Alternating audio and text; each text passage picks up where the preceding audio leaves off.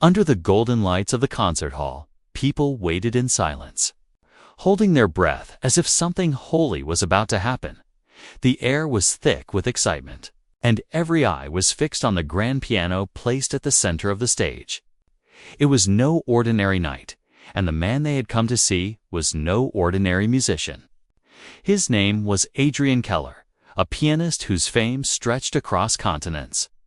For years, Adrian had been called a genius. He was the boy who had shocked teachers at age 5 by playing Beethoven without missing a note. He was the teenager who had filled halls with audiences who cried from the beauty of his music. By the time he reached 30, critics had given him the title the world's best pianist to some. It sounded exaggerated, but anyone who had heard him play knew the truth. When Adrian sat down at the piano, it was as if the instrument itself bowed to him. His fingers moved with a kind of perfection that seemed impossible for a human. Notes leaped from the keys like sparks from fire. Gentle yet powerful, controlled yet full of life. People would often say his music carried them to another world, and they believed no melody was beyond his reach. The audience that night in Vienna included royalty, actors, politicians, and simple music lovers who had traveled miles just to hear him. Some clutched binoculars, even though they sat close, wanting to catch every flicker of emotion on his face. The hush before his performance was like the silence before a storm. Adrian took a deep breath, placed his hands on the keys, and began. The hall filled with waves of sound, rising and falling like an ocean. The music carried sorrow and joy in equal measure. It was flawless. Each phrase moved smoothly into the next. Each note struck at exactly the right moment. The audience leaned forward, lost in the magic, for Adrian. This was his kingdom. He lived for the stage. For the awe in people's eyes, he knew that tonight would be no different from any other performance. Another standing ovation, another round of endless praise. Another headline calling him the best. He had reached the top. And there was no one left to challenge him. Or so he thought as the final note hung in the air. Silence filled the hall before it exploded into thunderous applause. People stood, clapping and shouting. Some even cried. Adrian rose, bowed elegantly, and smiled the charming smile that had made him beloved around the world. Flashbulbs went off as photographers captured his proud figure beside the shining piano. Backstage, fellow musicians gathered to shake his hand. Some looked at him with admiration, others with envy. They knew that no matter how much they practiced, they could not reach his level. His technique was too clean, his rhythm too perfect, his expression too rich. "You are untouchable," one violinist whispered to him with a sigh. Adrian only nodded politely, though inside he felt a rush of pride. He had everything: fame, wealth, respect. Even those who did not understand music knew his name. Concert halls begged him to perform. His calendar was full for years ahead, and his recordings sold in every corner of the globe. It was the dream of every artist. And Adrian was living it, but beneath the surface. Something hidden stirred in him. He would never admit it aloud. But a small part of him longed for something different. Each concert was like climbing the same mountain he had already conquered. The applause was sweet, but predictable. He wondered if there could ever be a piece of music that might surprise him, challenge him, or show him something beyond what he already knew. Yet he brushed such thoughts aside. How could there be? He had studied with the greatest teachers, mastered the hardest compositions, and performed in front of the toughest audiences. If there was a melody in the world, he could play it. That was the truth as he understood it. So on that night in Vienna, when he walked off the stage into the cool night air, Adrian believed he was on top of the world. His future looked certain: endless tours, endless ovations. Endless proof that he was the best. He smiled to himself as the crowd outside still shouted his name. He thought nothing could shake his throne, but life had already prepared a surprise. somewhere beyond the lights of the concert hall. Beyond the cheers and the fame, a melody waited for him. A melody so mysterious, so full of soul, that even the world's best pianist would fail to match it. And it would change his life forever after the concert ended in Prague. Adrian Keller was still glowing with pride. The audience had given him a standing ovation that lasted almost 10 minutes. Flowers were placed on the stage, and fans waited outside just to catch a glimpse of him. He shook hands with a few admirers, smiled for photographs, and then slipped away into the cool night air. He loved these quiet walks after a performance. They gave him time to breathe, to clear his head, and to enjoy the city without the pressure of the spotlight. The streets of Prague were narrow and full of history. Old lamps glowed softly, casting golden shadows on cobblestone paths. The air smelled faintly of roasted chestnuts and fresh bread from late-night bakeries. Adrian pulled his coat tighter and walked with a calm step. His mind replayed the evening's music. Every note he had played, he smiled, confident that once again he had proved himself to be untouchable. But then, something unusual happened as he passed a small alley. He heard a faint sound.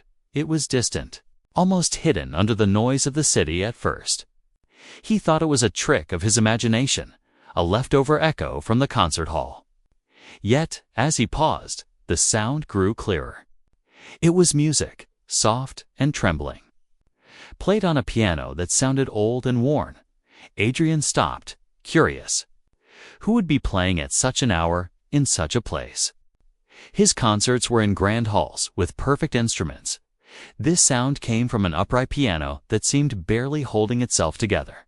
But the melody. Oh, the melody was something else. It floated into the air like a secret, gentle but piercing. Simple but deeper than anything Adrian had heard before. He tilted his head, trying to catch each note. His heart gave a strange flutter. The melody was haunting, as if it carried centuries of sorrow and joy. It did not feel like any piece from Bach or Chopin or Beethoven. It felt alive, wild, and pure for the first time in many years. Adrian felt the urge not just to listen, but to understand, almost without thinking. He stepped into the alley. The light was dim. Only a flickering bulb above a rusty door. The sound grew stronger. Wrapping around him like a spell, he walked slowly, each step making him more curious. His polished shoes clicked against the uneven stones. But he hardly noticed. The music had captured him completely. As he came closer, he saw the source. An old piano stood outside a tiny bar. Its wood was cracked, its keys yellowed with age.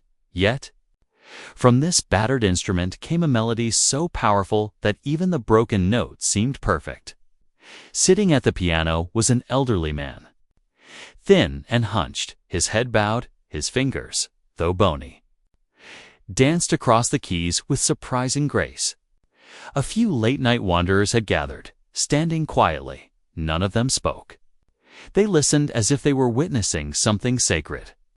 Adrian joined them, though he stood at the back. His heart pounded with a feeling he could not name. He had performed for kings and presidents, but never had he felt such intensity from music played in the shadows of a quiet alley. The old man's eyes were closed, his face calm but filled with emotion. Each note seemed to tell a story of pain, of love lost, of dreams forgotten, yet also of hope that refused to die. Adrian felt a lump in his throat. He tried to analyze the melody, to break it down like he always did, but it slipped away from reason. It was beyond technique, beyond theory.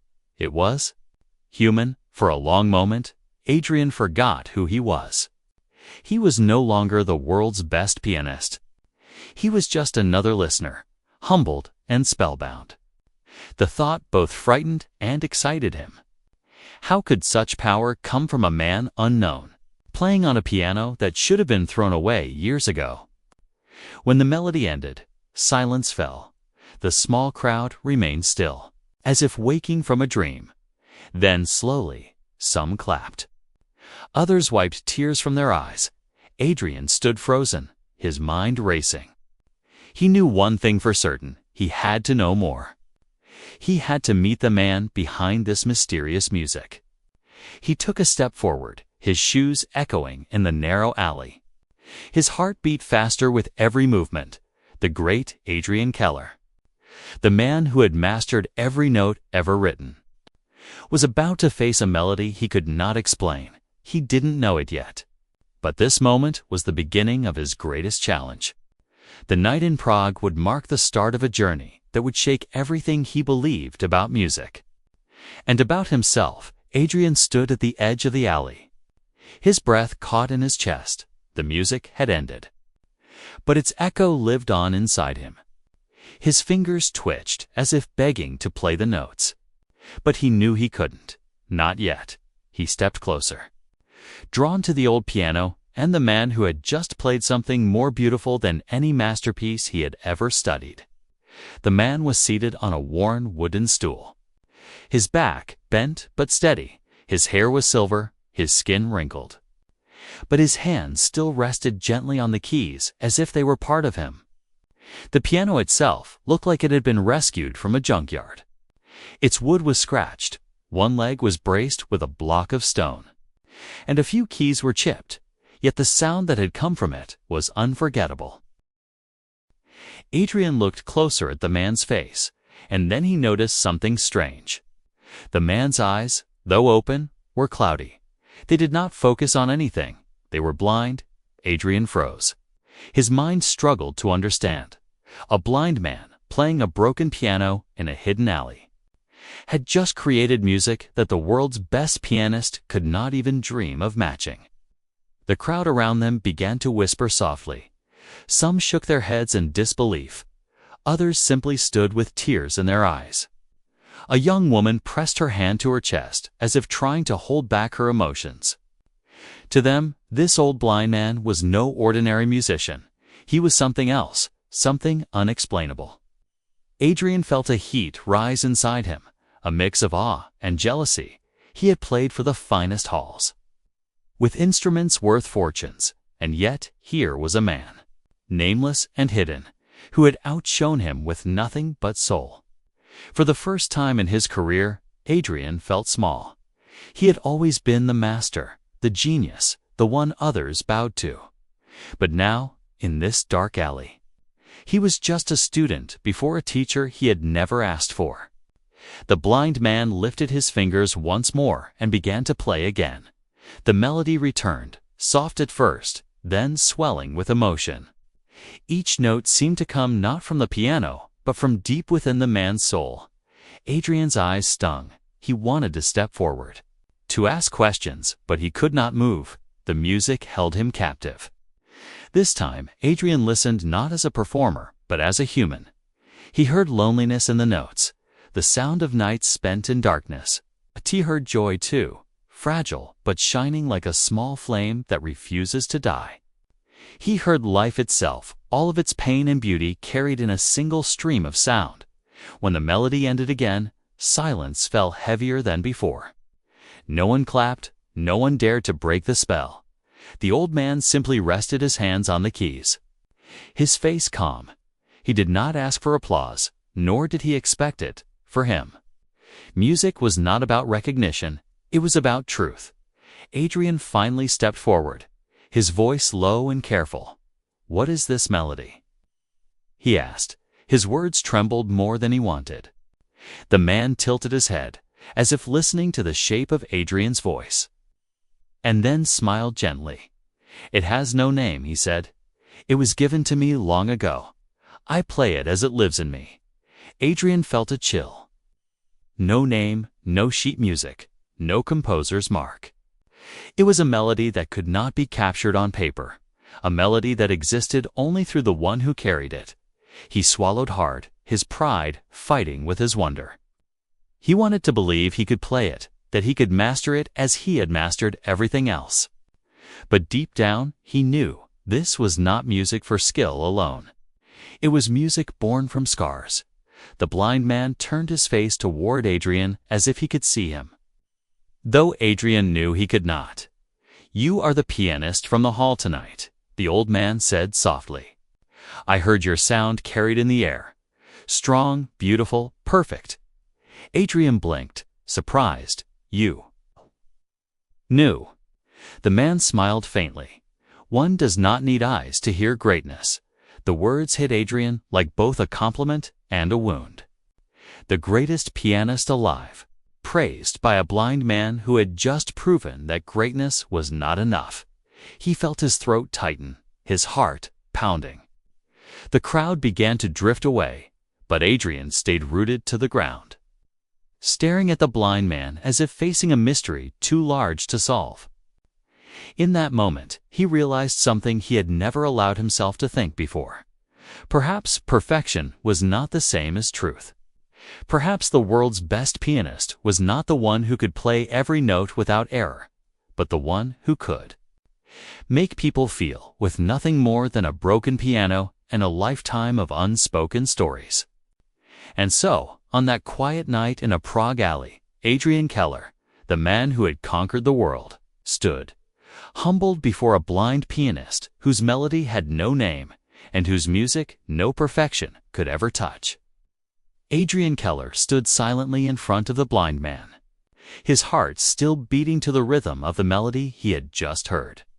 The sound still echoed in his mind, and for the first time in his life, he didn't feel like the master of music. He felt like a lost child, trying to understand something bigger than himself. After a long pause, Adrian stepped forward slowly. The blind man tilted his head. Sensing his presence, "Sir," Adrian said softly, "may I try to play that melody?" The old man gave a quiet smile, then moved aside on the bench to make room. "If you can," he said. Simply, Adrian had never doubted his skill before. He had performed the most difficult pieces in the world, closed his eyes and played from memory, stunned audiences and silenced critics. Yet now, as he sat down on the worn bench of the broken piano, his hands shook. He placed his fingers on the cracked keys, the smoothness of luxury concert pianos replaced by chipped and uneven surfaces. He took a deep breath and tried to replay the first few notes he remembered. The crowd had almost disappeared, but a few people remained, curious to see what would happen. Adrian began to play, slowly, carefully. He searched for the melody, note by note, trying to remember what he had heard. His fingers moved the way they always had, confident, fast, accurate, but something was wrong. The notes came out, but they felt empty. He stopped, frowned, then tried again. This time, he added more feeling, leaned into the keys, closed his eyes like the old man had done, but still, something was missing. The music was not alive. It was as if the melody had a spirit, and that spirit refused to enter his hands. He played louder, softer, faster, slower, but nothing worked. The sound was beautiful, yes, but it wasn't right. The blind man sat silently beside him, listening without judgment, but Adrian could feel the difference. It was like painting a picture with all the right colors, but the image had no soul. Frustrated, Adrian stopped again and looked at the old man. "What am I doing wrong?" he asked. His voice low and honest. The blind man turned his face toward him. "You are playing with your hands," he said gently, "but this melody comes from someplace deeper. You cannot chase it with your mind. You must let it come to you through your pain, your joy, your memories." Adrian didn't understand. Not fully. He had always believed that music was a craft, something to be practiced and perfected. He had worked harder than anyone to reach the top.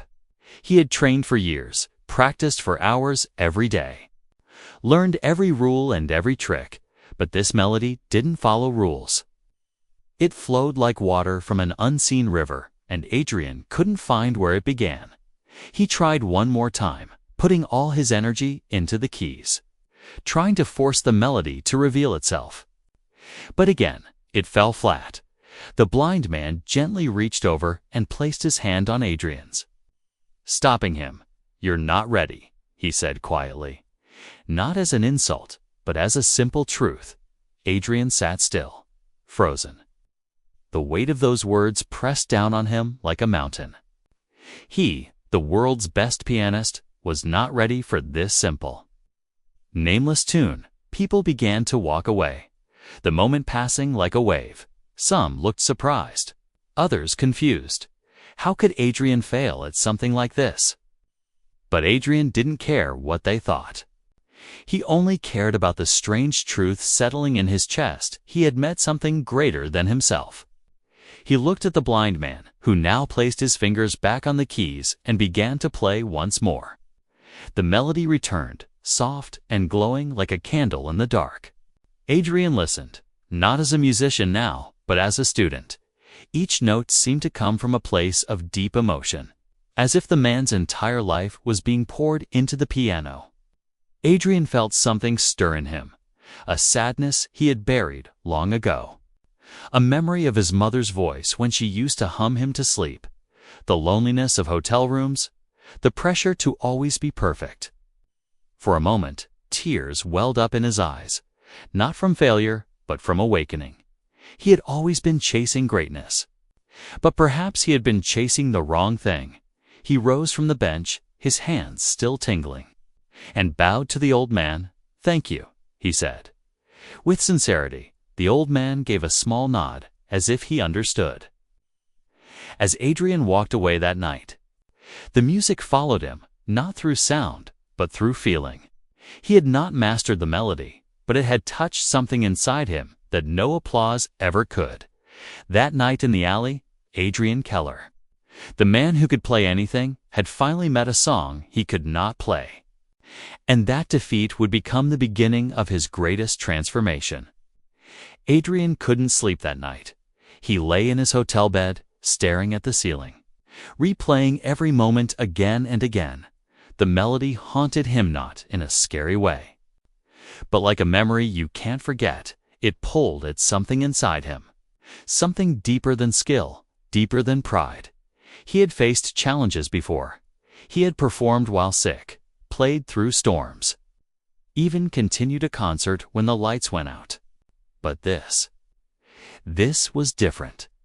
This wasn't about a mistake or a missed note. This was about something he didn't have, something he didn't understand. The next morning, he walked back to the alley, hoping to find the blind man again. The piano was still there, dusty and old, but the man was gone. Adrian sat on the bench, pressed a few keys, and listened to the broken sound. The same notes, the same keys, but not the same feeling. He tried the melody again, slowly, softly, hoping something might change. But once again, it didn't sound right. It had no soul, no magic. Later that day, he asked around. Describing the old man to people nearby, a flower seller said she had seen him playing there for years. "He comes when he feels like it," she said. "Nobody knows where he lives," another man said. "Some say he used to be a famous musician. Others think he's just a ghost." Adrian didn't know what to believe. But he knew one thing: the man was real. And so was the melody. He had heard it with his own ears, felt it in his chest. That evening, Adrian went back again, hoping the blind man would return. Hours passed, but no one came. Still, Adrian waited. His heart felt restless, almost empty, like something had been stolen from him, or maybe something had been revealed. He thought about the blind man's words. This melody comes from deeper places. Adrian didn't know what those places were. Not yet, but he began to wonder, had he ever truly played from his heart? Or had he only played to be perfect? His whole life had been about control, about getting everything right.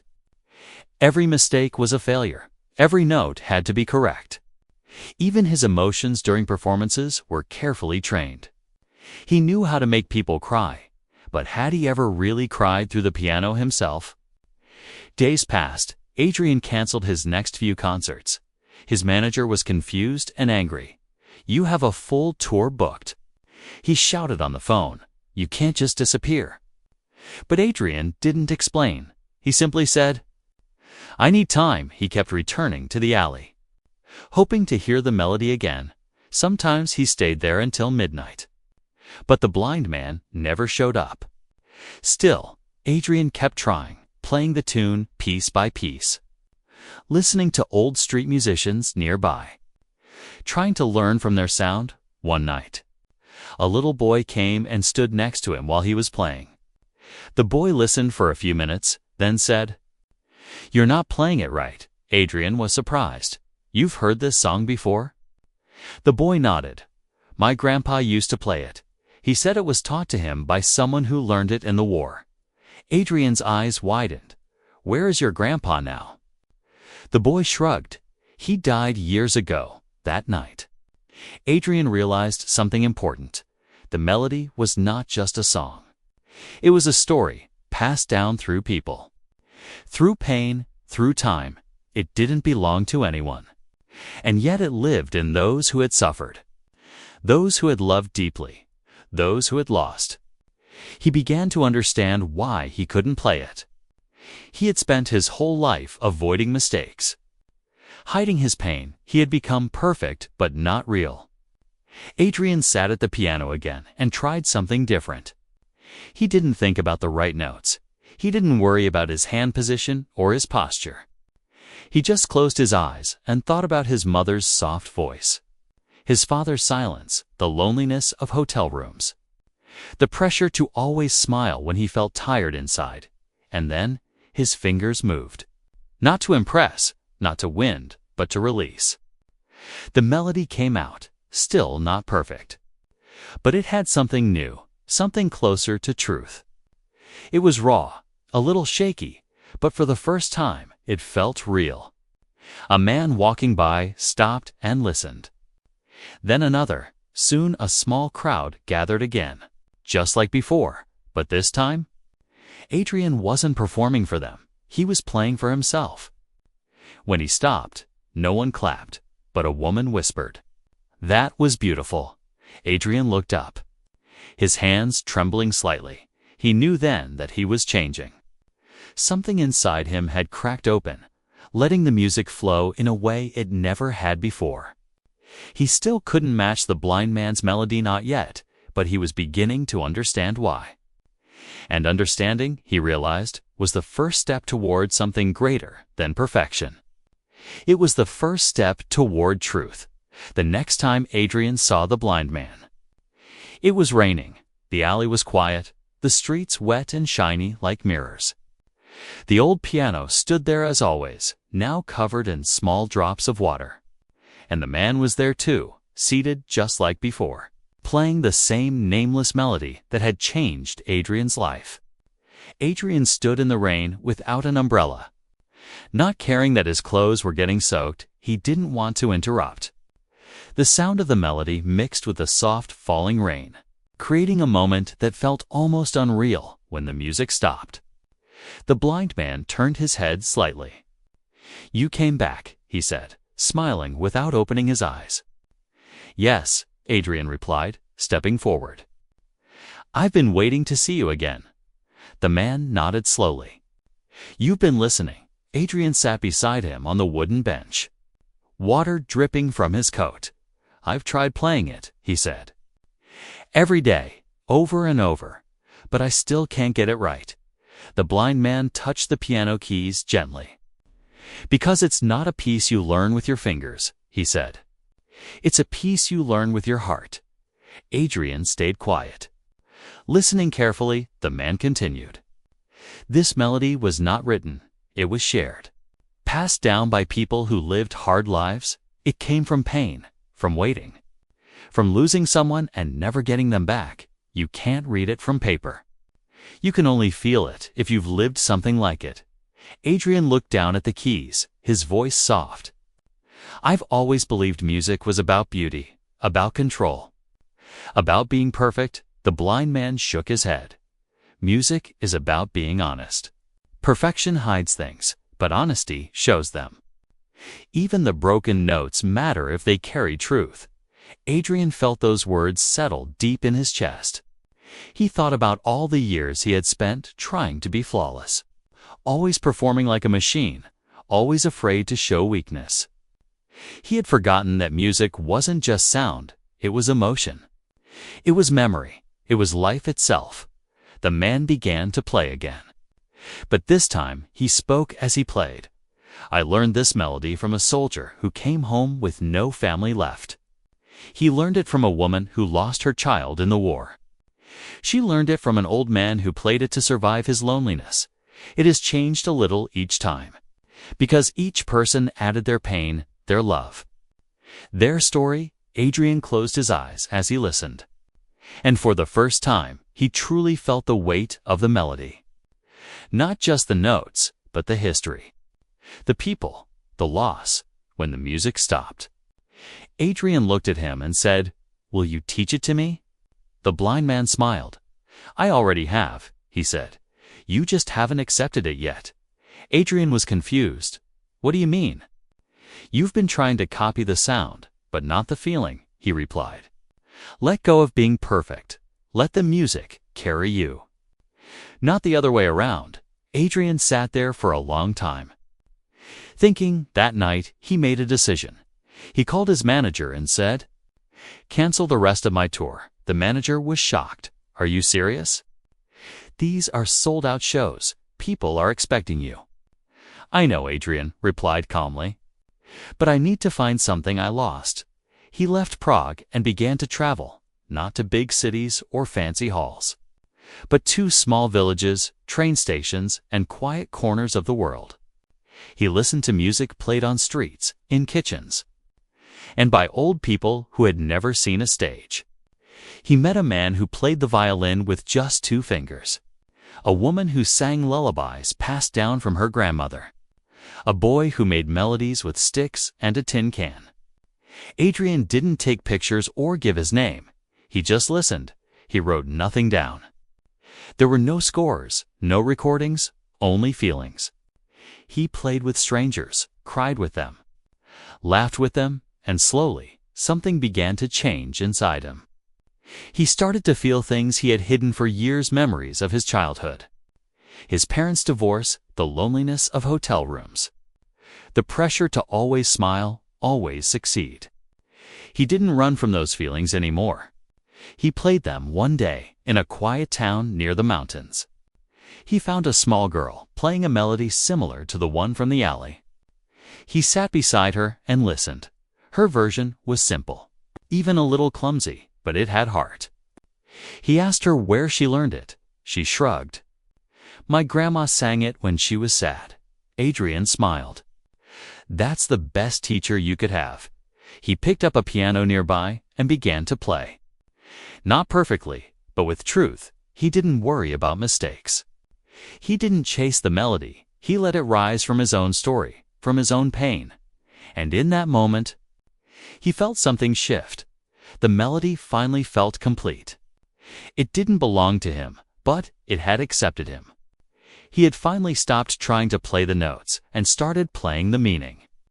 The blind man was right. This melody was not a performance. It was a confession, a memory, a human voice. And now, it lived inside Adrian too. Adrian disappeared from the spotlight.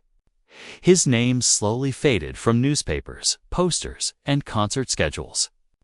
People started asking questions. Where did he go? Why did he stop playing? Some thought he was sick. Others believed he had retired early. Only a few close people knew the truth. Adrian wasn't lost. He was searching for months. He traveled quietly from town to town. He avoided the big cities and fancy hotels. Instead, he stayed in small guest houses, ate simple meals, and carried only one bag and a notebook. His world, once full of fame and flashing lights, had now become quiet and humble. He didn't travel with a piano anymore. Instead, he sat wherever he found one, in old cafes, school music rooms, empty churches, or even people's homes. He listened more than he played. He talked to strangers, not as a star, but as a student in one village. He met an old woman who had played accordion during the war. She sang songs of heartbreak and hope in a language Adrian didn't understand. But he felt every word through her voice, in another place. A farmer's son showed him a melody his father used to whistle while working in the fields. None of these songs were famous. None of them were written in books, but all of them were real. They carried life, not perfection. Adrian stopped caring about how people saw him. He stopped wearing suits, stopped brushing his hair before playing. His fingers still moved like a master's, but now they were powered by feeling. Not just skill. One day in a small mountain village, a child asked him, "Are you the great pianist everyone talks about?" Adrian smiled gently and said, "I used to be. Why did you stop?" The child asked innocently. Adrian paused, then replied, "Because I wanted to start again." It was a strange answer, but it was the truth. He was no longer interested in being the best. He wanted to be honest. He remembered what the blind man had said, "Let the music carry you." And now, that's what he did.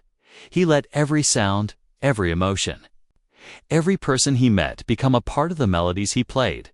He stopped playing long, complex pieces that took hours to practice. Instead, he began creating music from the moments around him.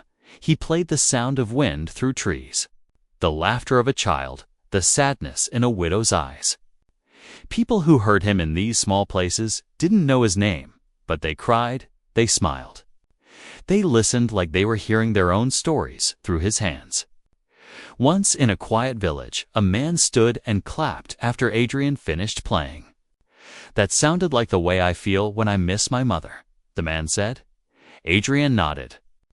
That's exactly what it was.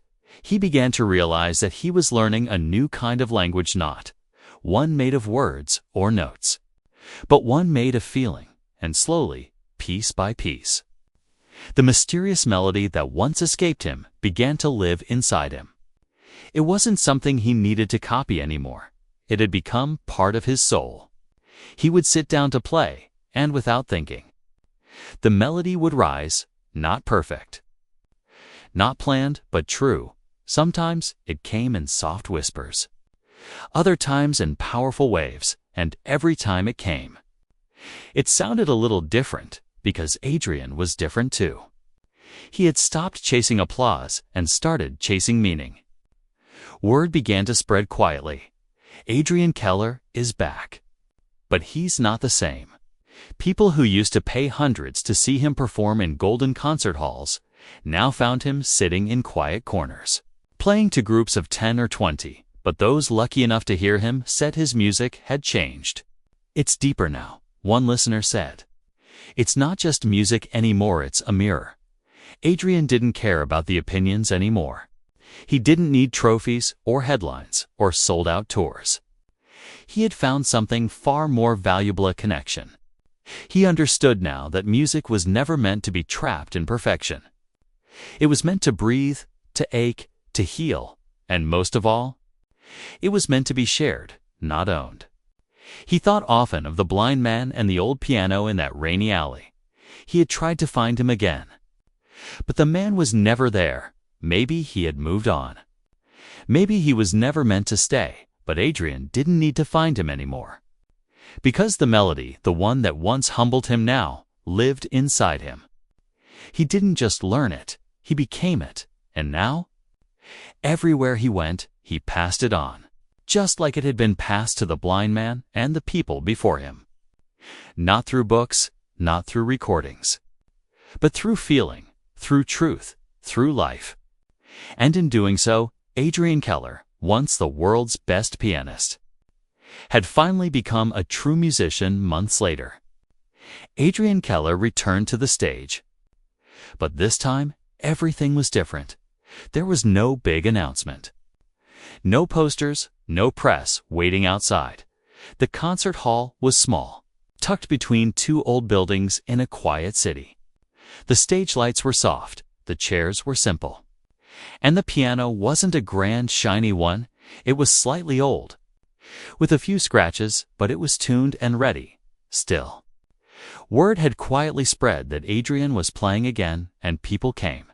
Some were longtime fans, curious to see what had changed. Others were new, hearing stories of a pianist who had gone silent and returned with a sound that touched the soul. When Adrian walked onto the stage, there was a calm silence. People leaned forward, watching him closely.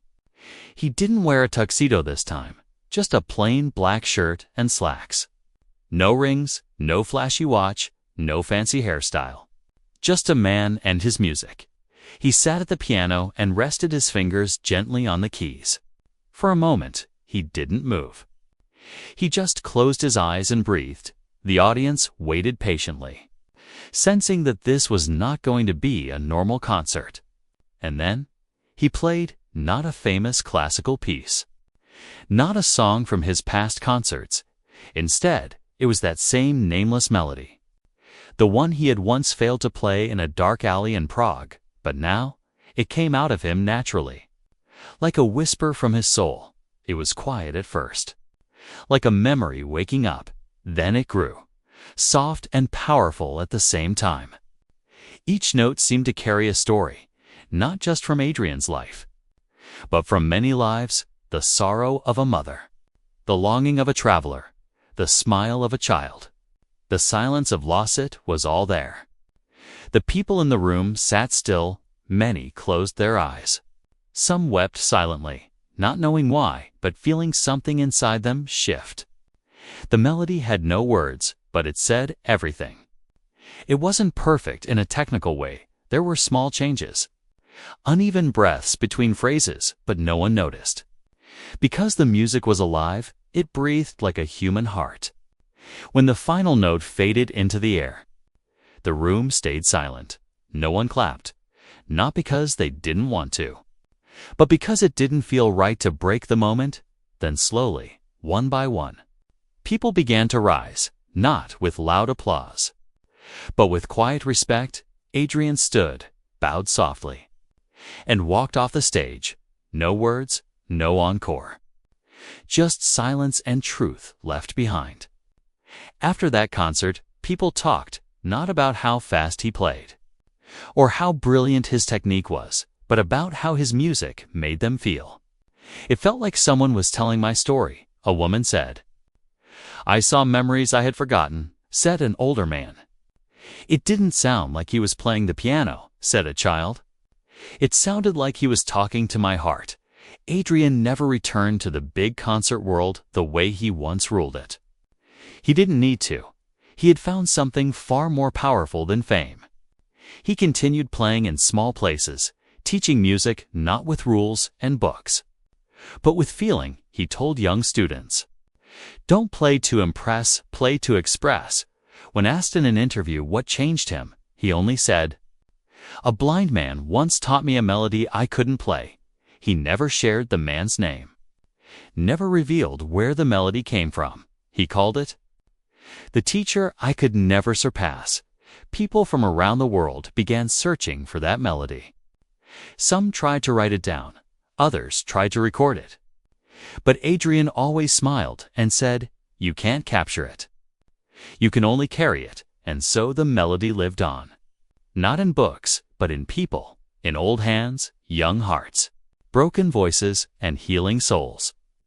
Adrian had learned the deepest truth about music, that it was never about being the best. It was about being real, and in his journey from the top of the world to a quiet alley and back again, he became more than a pianist. He became a messenger, a listener, a human. And those who heard his final version of that mysterious melody never forgot it, because it didn't just stay in their ears, it stayed in their hearts forever.